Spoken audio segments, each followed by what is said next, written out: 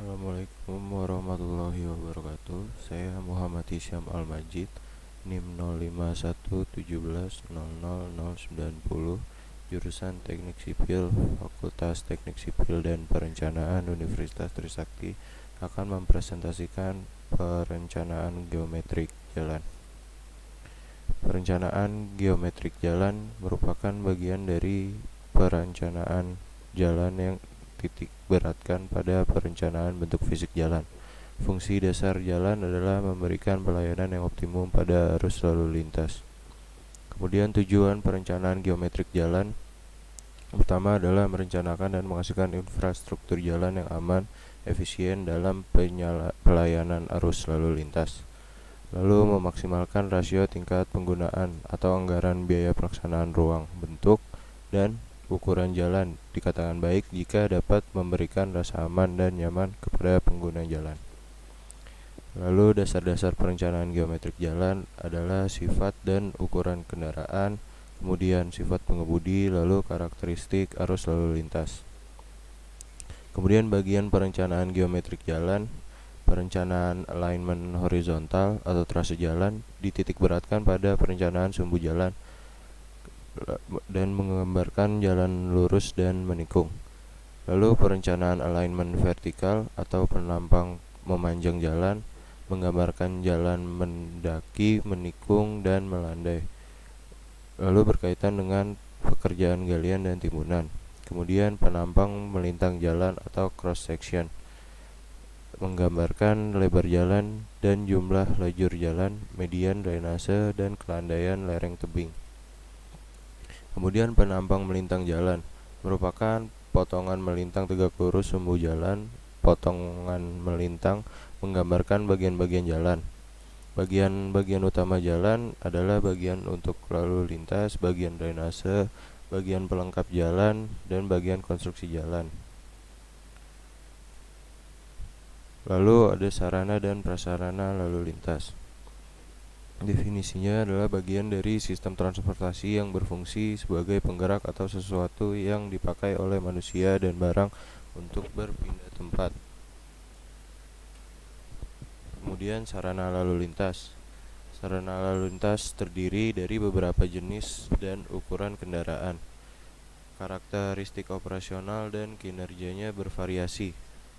Faktor-faktor yang perlu diperhatikan adalah kendaraan rencana, kinerja percepatan, kemampuan mengerem, jarak mengerem dan reaksi, jarak pandang henti, dan jarak pandang menyiap.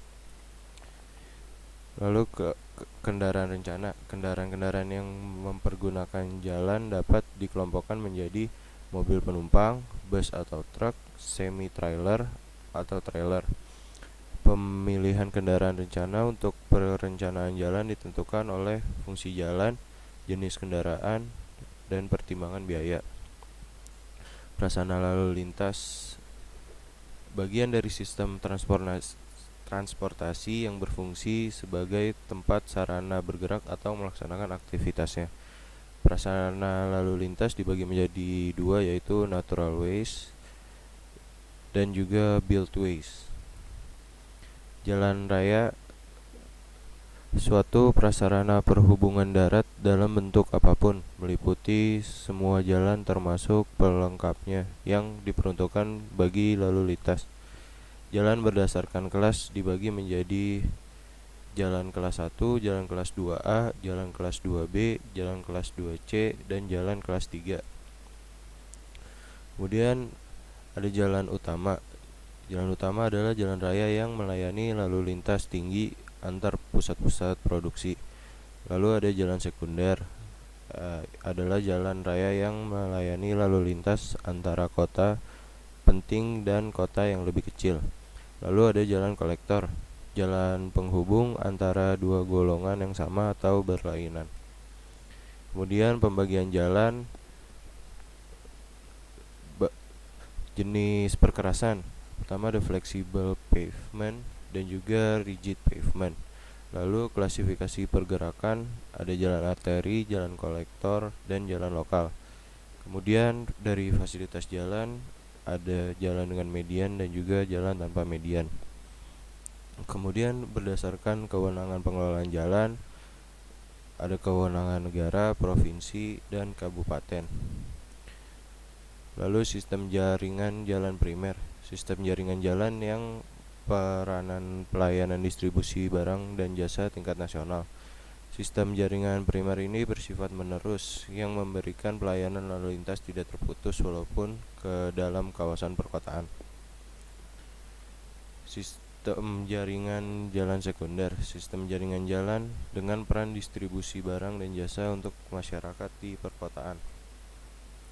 Lalu ada jalan arteri, jalan umum yang melayani angkutan utama. Jalan arteri meliputi jalan arteri skala nasional dan juga jalan arteri skala perkotaan. Kemudian ada jalan kolektor, adalah jalan umum yang berfungsi melayani angkutan pengumpul dan pembagi. Jalan kolektor juga meliputi skala wilayah dan skala perkotaan. Kemudian ada jalan lokal, jalan umum yang berfungsi melayani angkutan setempat. Jalan lokal juga meliputi skala wilayah tingkat lokal dan juga jalan lokal dalam skala perkotaan. Lalu ada jalan lingkungan, adalah jalan umum yang melayani angkutan lingkungan. Jalan lingkungan meliputi jalan lingkungan dalam wilayah tingkat lingkungan di kawasan pedesaan di wilayah kabupaten, dan juga jalan lingkungan skala perkotaan. Menurut statusnya, jalan umum dibagi menjadi jalan nasional, yaitu jalan arteri dan jalan kolektor dalam sistem jalan primer yang menghubungkan antar kota dan ibu kota provinsi. Kemudian ada jalan provinsi yang adalah jalan kolektor dalam sistem jaringan primer yang menghubungkan ibu kota provinsi dan kabupaten. Kemudian ada jalan kabupaten, adalah jalan lokal yang menghubungkan ibu kota kabupaten dengan kecamatan. Kemudian ada jalan kota, jalan yang menghubungkan antar pusat pelayanan di dalam kota. Lalu ada jalan desa yang menghubungkan antar kawasan pemukiman di dalam desa.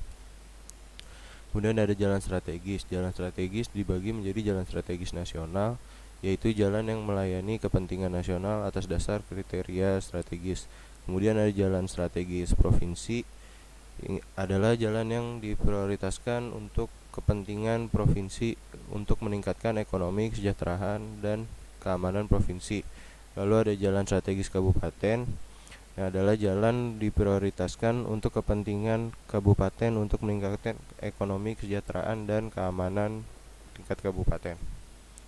Lalu ada pembagian kelas jalan, dibagi menjadi jalan bebas hambatan atau freeway, yang adalah jalan umum untuk lalu lintas menerus dan tidak terputus tanpa adanya persimpangan sebidang. Paling sedikit 2 jalur setiap arah dan dilengkapi median. Kemudian ada jalan raya atau highway, adalah jalan umum untuk lalu lintas menerus dengan pengendalian masuk terbatas. Paling sedikit 2 jalur setiap arah dan dilengkapi median. Lalu ada jalan sedang, adalah jalan umum lalu lintas jarak sedang, paling sedikit 2 lajur untuk 2 arah dengan lebar minimum 7 meter. Kemudian ada jalan kecil atau street, yang adalah jalan umum untuk lalu lintas tempat, paling sedikit 2 lajur untuk 2 arah dengan lebar minimum 5,5 meter.